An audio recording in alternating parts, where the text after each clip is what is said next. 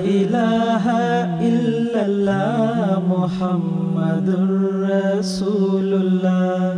لا الہ الا اللہ محمد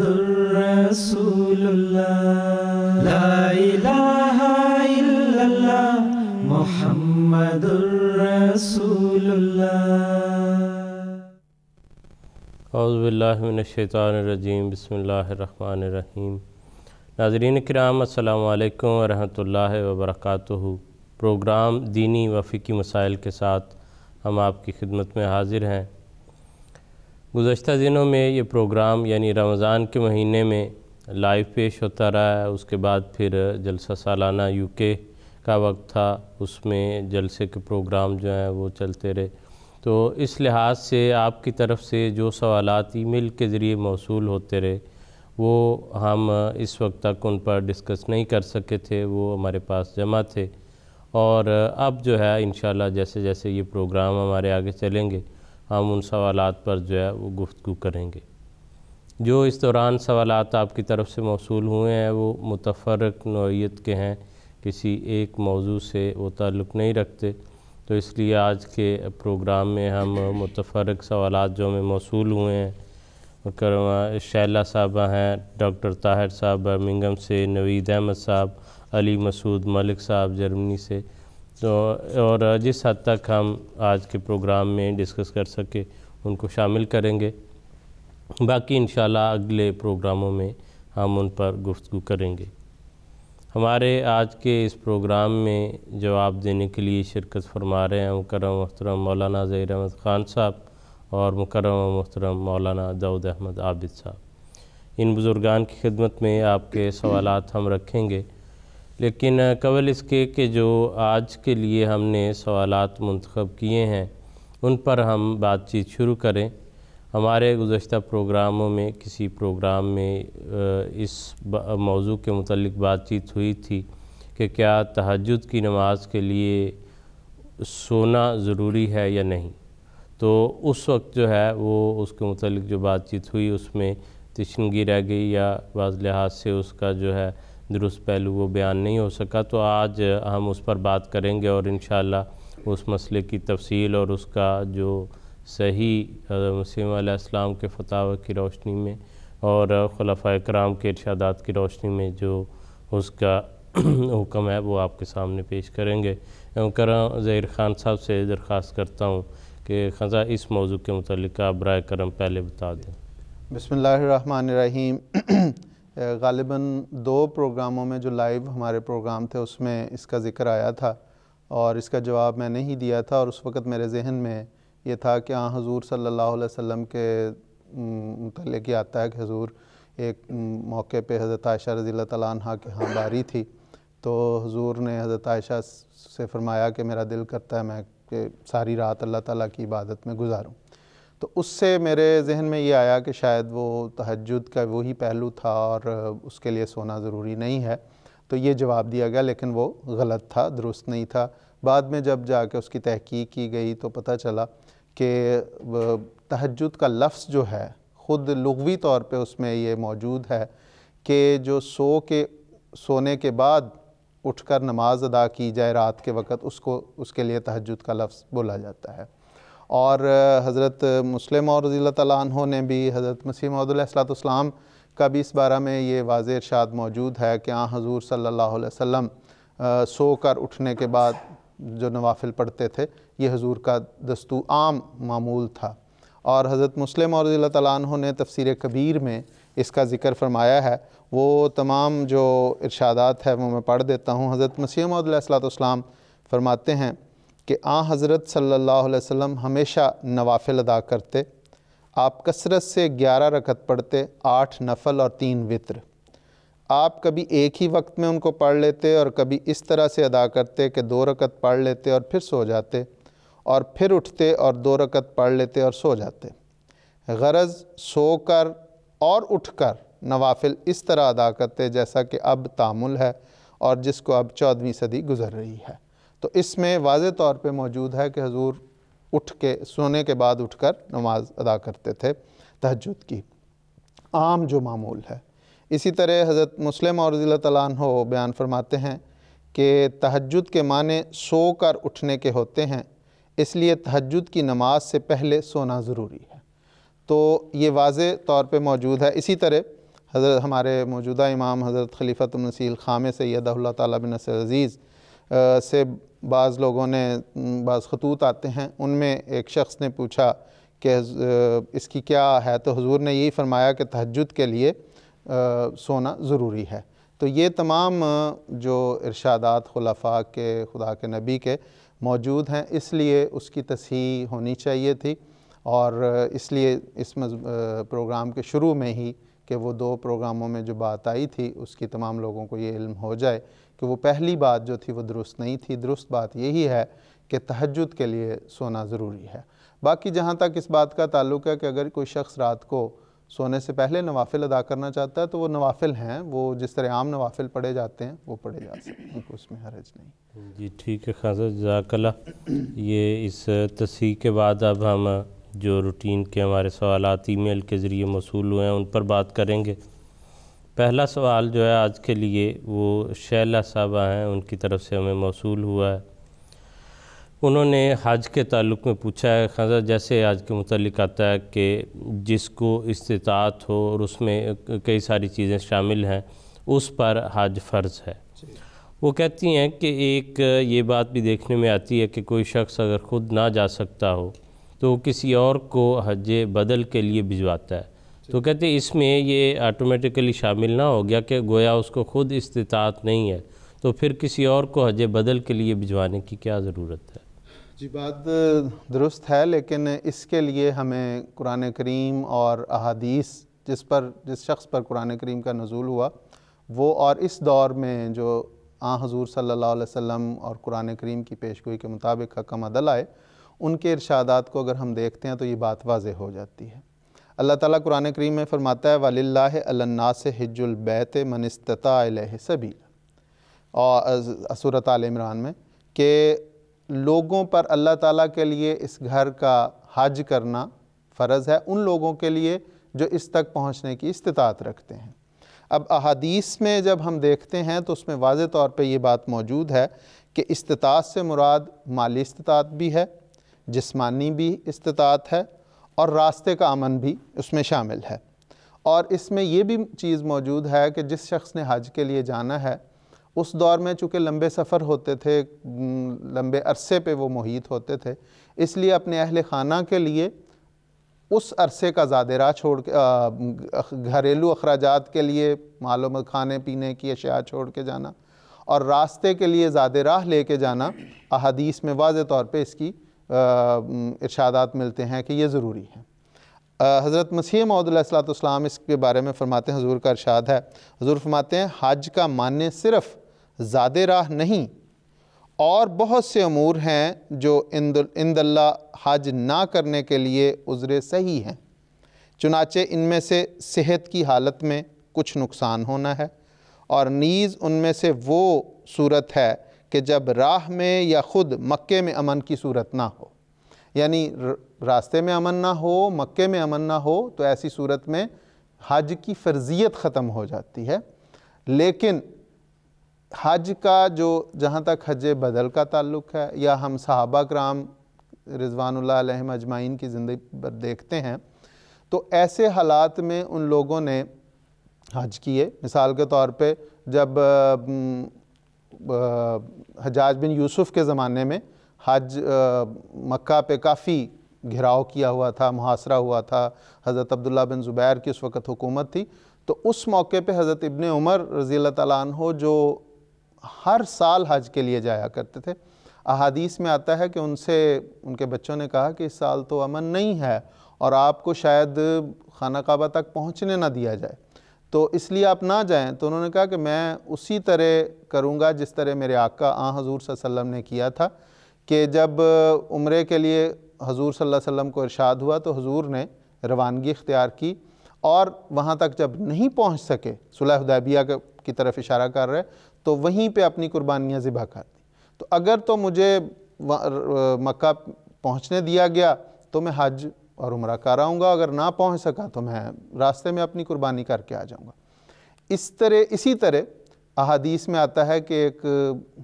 خصم قبیلے کی ایک عورت نے حضور صلی اللہ علیہ وسلم کی خدمت میں عرض کی کہ حضور میرے والد نے حج کی نیت کی تھی، لیکن وہ اپنے بڑھاپے کی وجہ سے اس نیت کو پورا نہیں کر سکتے، ان کی کیفیت یہ ہے کہ وہ صحیح طور پہ سواری پہ بھی نہیں بیٹھ سکتے،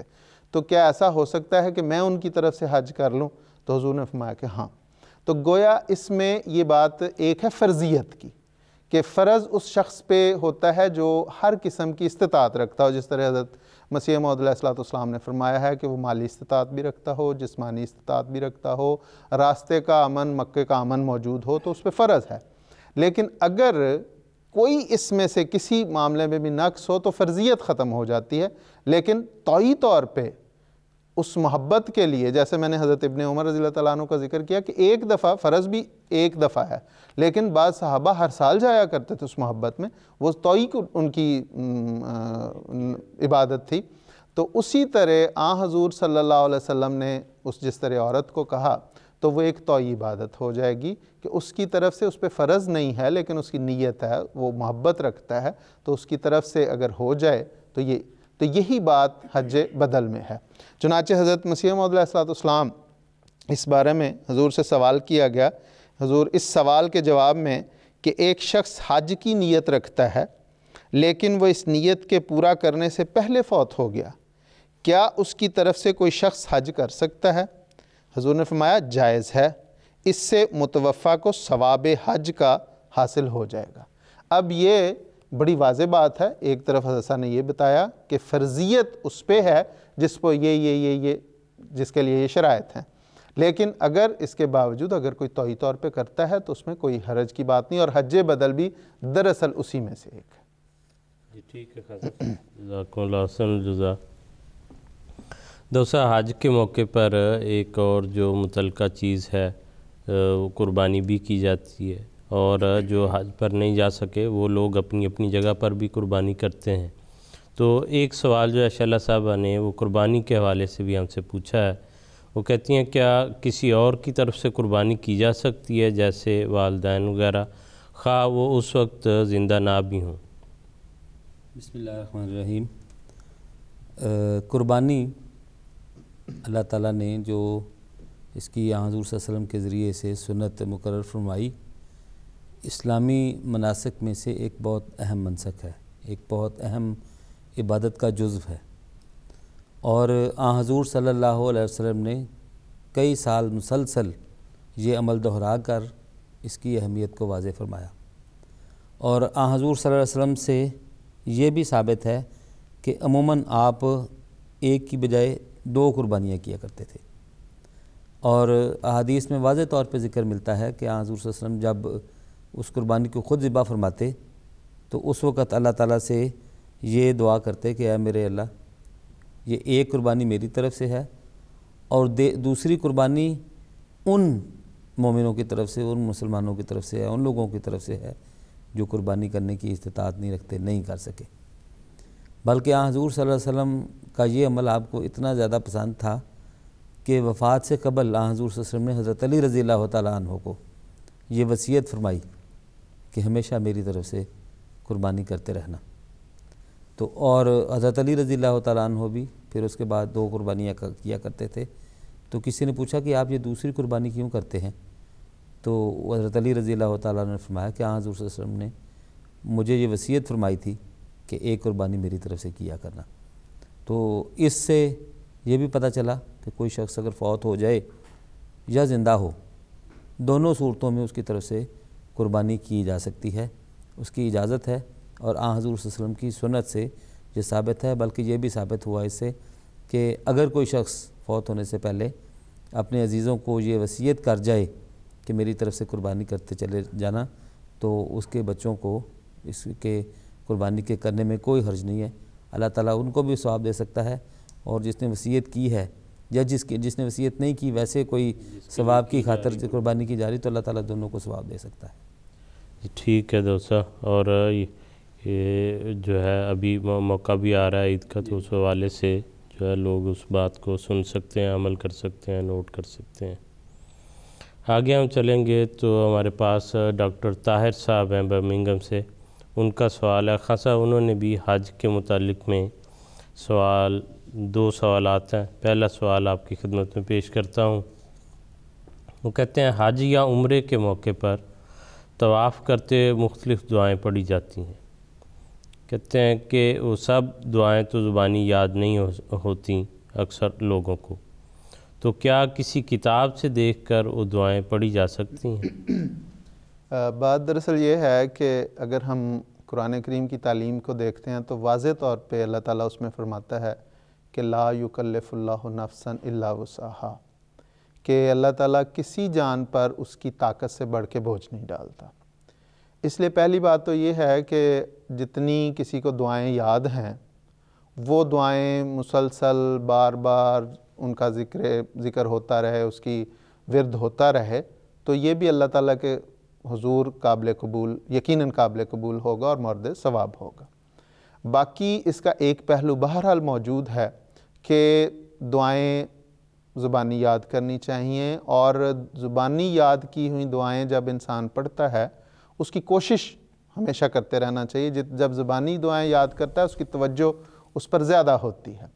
اور اگر وہ کتاب سے دیکھ کے پڑھے گا تو توجہ نسبتاً کم ہوگی، لیکن صرف پڑھنے کی طرف تو پڑھنے کی معنی پہ کم ہوگی. معنی پہ.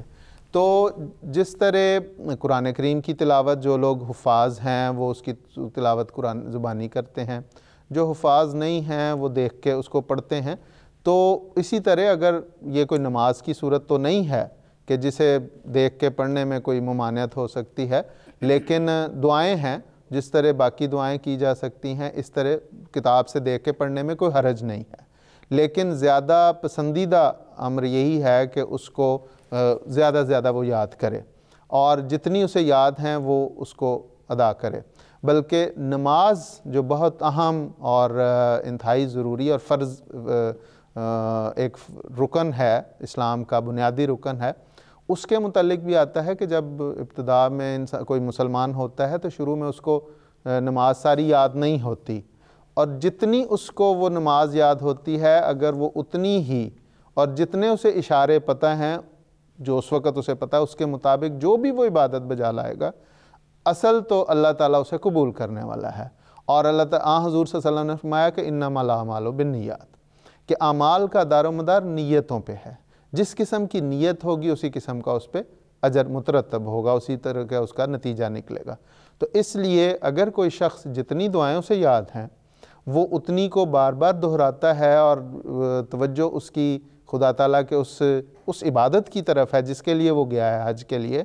تو وہی اس کے لیے کافی ہے. لیکن اگر کوئی شخص سمجھتا ہے کہ میں زیادہ مختلف قسم کی دعائیں کر لوں جو مجھے نہیں بھی یاد، اور اس کے پاس کتاب ہے اور وہ تحریری طور پہ اسے پڑھنا چاہتا ہے، تو اس میں بھی کوئی حرج کی بات نہیں. دونوں چیزیں موجود ہیں. دوسرا اسی سے ملتا جلتا ایک سوال جو ہے، ظاہر حج یا عمرے کے موقع پہ ایک اہم حصہ جو ہے وہ دو پہاڑیوں صفا اور مروہ کے درمیان جو سعی کرنا، جو دوڑ کر چکر لگاتے ہیں، وہ بھی شامل ہوتا ہے. ڈاکٹر طاہر صاحب نے ہم سے یہ سوال بھی پوچھا کہ صفا اور مروہ کی سعی کے وقت کون سی دعائیں پڑھی جاتی ہیں، اور حضور صلی اللہ علیہ وسلم کے روضہ مبارک کی زیارت کے موقع پر کہتے ہیں درود شریف کے علاوہ کون سی دعا پڑھنی چاہیے؟ بنیادی طور پر تو جیسا کہ خان صاحب نے ابھی بتایا کہ ایسے مواقع پہ کوئی ایک آدھ کوئی دعا جو ہے وہ صرف مسنون نہیں کہ صرف وہی پڑھنی ہے، بلکہ حضور صلی اللہ علیہ وسلم نے سعی کے موقع کے لیے اور رمی الجمار کے موقع کے لیے تو واضح طور پہ فرمایا کہ انما جعل رمی الجمار والسعی بین الصفا والمروہ لاقامت ذکر اللہ، کہ یہ جو مواقع ہیں حج کے مواقع ہیں، یہ دو کا ذکر ویسے حضرت نے فرمایا، عموماً جو حج کا موقع ہے یہ سارے موقع ہی ایسے ہیں، اور اس میں حضور صلی اللہ علیہ وسلم کے روضہ اقدس کی جو زیارت ہے وہ بھی کہ اللہ تعالیٰ کے ذکر کو زیادہ سے زیادہ بلند کیا جائے، اور اس کے لیے تسبیح و تحمید بھی کی جا سکتی ہے، سبحان اللہ الحمدللہ اللہ اکبر کا ورد بھی کیا جا سکتا ہے، اور مختلف قسم کی دعائیں جو ہیں وہ بھی کی جا سکتی ہیں. تو حضور صلی اللہ علیہ وسلم جب سعی شروع کرتے تو ان صفا والمروہ من شعائر اللہ یہ فرماتے، اور صفا چونکہ پہلے ذکر آیا ہے تو فرماتے کہ چونکہ قرآن کریم نے پہلے اس کو ذکر شروع کیا تو ہم بھی وہیں سے شروع کریں گے، اور اس کے بعد پھر آپ یہ صحیح شروع کرتے۔ اور اس موقع پہ مختلف دعائیں ہیں جو آپ کرتے، اور ان میں سے ایک دعا بڑی آسان ہے اور غیر معمولی طور پر برکات اپنے اندر رکھنے والی دعا ہے، اور وہ دعا ہے ربنا آتنا فی الدنیا حسنۃ وفی الآخرۃ حسنۃ وقنا عذاب النار۔ آسان دعا ہے، نماز میں بھی انسان کرتا ہے، ویسے بھی پڑھتا رہتا ہے۔ تو یہ حضور صلی اللہ علیہ وسلم سے یہ بھی ثابت ہے کہ حضور صلی اللہ علیہ وسلم یہ دعا کرتے تھے۔ اس کے علاوہ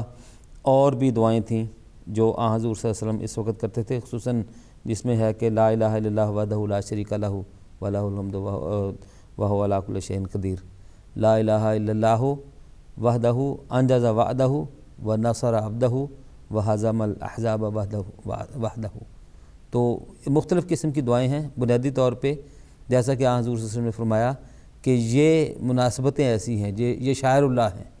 یہ ایسے دن ہیں جو اللہ تعالیٰ کے ذکر کو بلند کرنے کے لیے قائم کیے گئے ہیں۔ تو وہاں پہ انسان جو بھی دعا کرے، خدا تعالیٰ کی تسبیح و تحمید کرے، اللہ اکبر کہے وہ، اور یا تلبیہ کہے، سارے نیکی میں شمار کیے جاتے ہیں۔ حضرت مسیح موعود علیہ السلام نے تو اس حوالے سے ہمیں بہت غیر معمولی طور پہ بہترین رہنمائی فرمائی کہ دعا مسنون طریقے سے بھی کرنی چاہیے، قرآن کریم کی جو دعائیں ہیں ان کو بھی کرنا چاہیے، لیکن وہ دعا جو انسان کے دل سے نکلتی ہے وہ وہی ہے جو وہ اپنی زبان میں کرتا ہے۔ تو اس کو وہاں پہ جو جب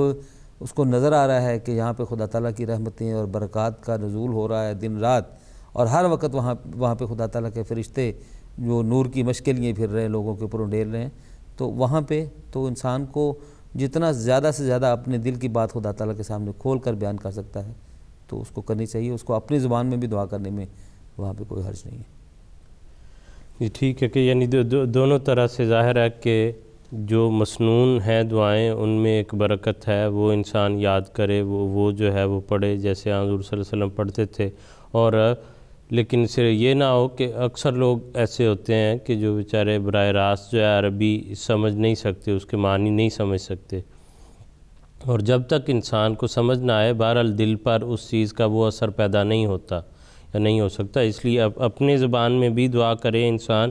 تاکہ اس کے ساتھ اس کے پورے طور پر جذبات جو ہیں، اس کے دل کی کیفیت جو ہے وہ بھی شامل ہو، اور برکت کے طور پر جو مسنون الفاظ ہیں جو حضور صلی اللہ علیہ وسلم نے استعمال فرمائے ہیں، بیان فرمائے ہیں، وہ بھی انسان کو کرنے چاہیے۔ خاصا ایک عام نوعیت کا ایک سوال ہے، بعض دفعہ دوست جو ہے وہ جو ہے تذکرہ اس کا ہوتا رہتا ہے، یہ دیکھنے میں آتا ہے مسجد میں کہ نماز کے وقت میں بعض لوگ جو بوڑھے ہیں یا کوئی معذوری ہے یا بیماری ہے، وقتی طور پر بھی ہو سکتی ہے، وہ کرسی پر بیٹھ کر نماز پڑھتے ہیں۔ تو نوید احمد صاحب ہیں، انہوں نے یہ پوچھا ہے کہ بعض لوگ کرسی پر بیٹھ کر نماز پڑھتے ہیں اور پھر اس دوران وہ بعض حصے جو ہیں نماز کے وہ کھڑے ہو کر پڑھتے ہیں، تو صحیح طریقہ کیا ہے؟ اگر وہ کرسی پر بیٹھے ہیں تو بیٹھے ہوئے ساری نماز پڑھیں یا درمیان میں کھڑے ہو سکتے ہیں؟ بعض لوگوں کا یہ کہنا ہوتا ہے کہ جی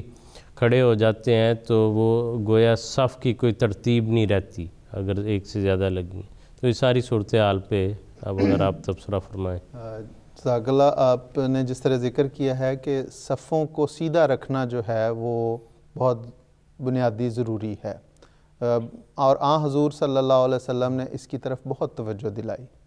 اور حضور صلی اللہ علیہ وسلم نے فرمایا کہ تم اپنی صفیں سیدھی رکھا کرو، اگر صفوں میں ٹیڑھ پن ہوگا تو اللہ تعالیٰ تمہارے درمیان اختلاف پیدا کر دے گا۔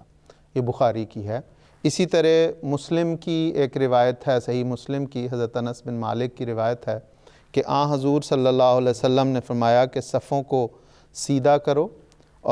کیونکہ صفوں کا سیدھا رکھنا جو ہے نماز کی تکمیل کا حصہ ہے۔ اسی طرح احادیث میں آتا ہے کہ حضور صلی اللہ علیہ وسلم باقاعدہ صفوں کو سیدھا کیا کرتے تھے۔ صحابہ کہتے ہیں کہ حضور ہمارے کندھوں اور سینوں کو برابر کرنے کا حکم دیا کرتے تھے۔ ایک جگہ پہ سنن ابی داؤد کی روایت ہے کہ حضور صلی اللہ علیہ وسلم نے فرمایا کہ اقیموا الصفوف، اپنی صفوں کو قائم کرو، وحاذوا بین المناکب، اور اپنے کندھوں کو برابر کرو، وسدوا الخلل، اور جو تمہارے درمیان خلا پیدا ہو، خالی جگہ ہے، اس کو پر کرو، نمازوں صفوں کو قائم کرو، اپنے کندھوں کو سیدھا کرو، اور جو درمیانی خلا ہے اس کو دور کرو۔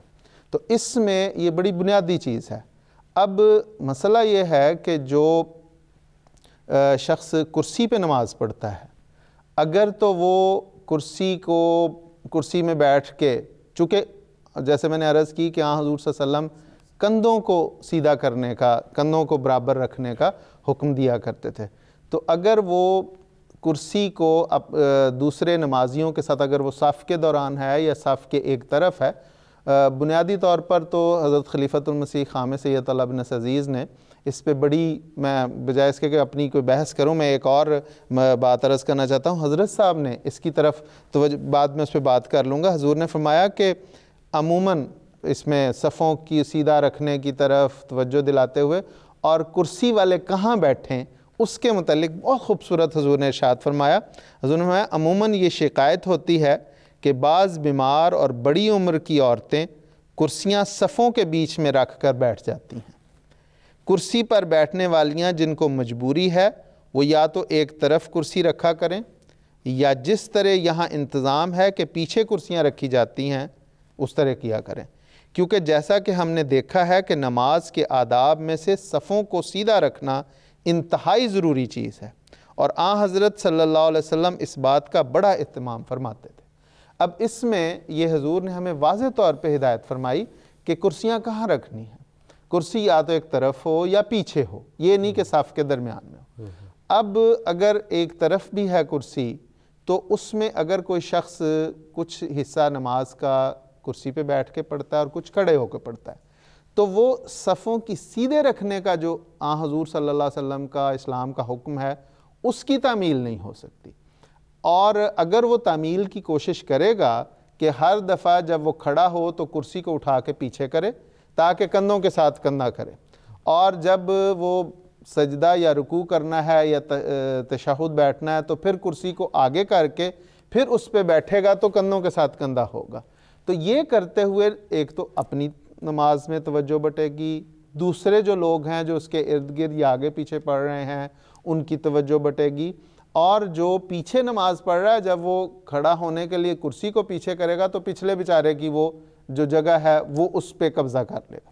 تو یہ ساری چیزیں بتاتی ہیں کہ اگر کوئی شخص کرسی پہ بیٹھ کے نماز پڑھنا چاہتا ہے تو پھر بہتر یہ ہے کہ وہ پھر ساری نماز کرسی پہ بیٹھ کے پڑھ لے، یہ تکلف نہ کرے کہ کچھ حصہ کھڑا ہو کے پڑھے، کیونکہ جب وہ کھڑے ہوگا تو وہ باقی نمازیوں کے صف سے آگے ہوگا، تو وہ صف برابر نہیں ہو سکے گی، کندھوں کے ساتھ کندھا نہیں ملا ہو سکتا۔ اور اگر وہ کرسی کو پیچھے کر کے بیٹھے گا تو جب وہ کھڑا ہوگا تو اس وقت پھر وہ صف کے برابر نہیں ہوگا، لیکن اگر وہ کھڑے ہوتے ہوئے صف کے برابر ہو جائے تو جب بیٹھے گا تو وہ پیچھے نکل آئے گا۔ تو اس لیے یہ تکلف کرنے کے بجائے، مجھے یاد ہے محترم مفتی صاحب نے ایسا ہی سوال ایک ہمارے اس پروگرام میں ہوا تھا تو اس میں یہی جواب دیا تھا کہ وہ اگر وہ کرسی پہ بیٹھ کے پڑھنا چاہتا ہے تو پھر ساری نماز اسی طرح پڑھ لے، کیونکہ پھر اصل بات وہی ہے کہ انما الاعمال بالنیات۔ اگر وہ بیمار ہے اور وہ کرسی پہ بیٹھ کے پڑھنے کے قابل ہے تو پھر کچھ حرج نہیں ہے کہ چند حصے جو ہے کھڑے ہو کے پڑھے یا بیٹھ کے پڑھے۔ اللہ تعالیٰ قبول کرنے والا ہے، اجر دینے والا ہے، وہ یقیناً اس کو قبول کرے گا، اس کی نیت کو، اس کے عذر کو دیکھے گا اور اس کے مطابق اس کے ساتھ